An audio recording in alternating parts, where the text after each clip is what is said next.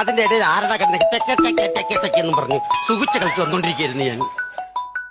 Hello advocate Franklin, yes, പേപ്പറൊക്കെ collect ചെയ്തായിരുന്നോ? Paper വർക്കൊക്കെ നടക്കുന്നുണ്ട്. ഇത് എങ്ങനെയാണ് ഭാഗം വെക്കുന്നത്? ഭാഗം എന്ന് പറഞ്ഞാൽ മൂത്ത മകൻ വിൽഫ്രഡിന് ഉച്ചക്കടയിലുള്ള തട്ടുകടയും പച്ചക്കറിത്തോട്ടവും, ഓക്കെ. ഇളയ മോൻ ടോണി കുരിശെങ്കലിന് നമ്മുടെ കട്ടപ്പനയിൽ കട്ടപ്പുറത്തിരിക്കുന്ന കാറും ബംഗ്ലാവും.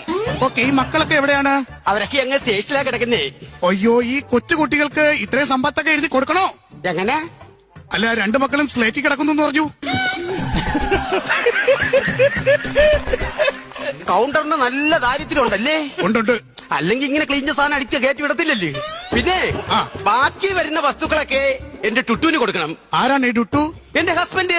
അയ്യോ, നിങ്ങളുടെ ഹസ്ബൻഡ് 20 വർഷങ്ങൾക്ക് മുമ്പ് നാട് വിട്ടു പോയി, നിങ്ങൾ ഉപേക്ഷിച്ച്. നിങ്ങളൊരു കാര്യം മനസ്സിലാക്കണം മിസ്റ്റർ, ആദ്യത്തെ ലിവിംഗ് ടുഗദർ നമ്മളാണ് കേരളത്തിൽ.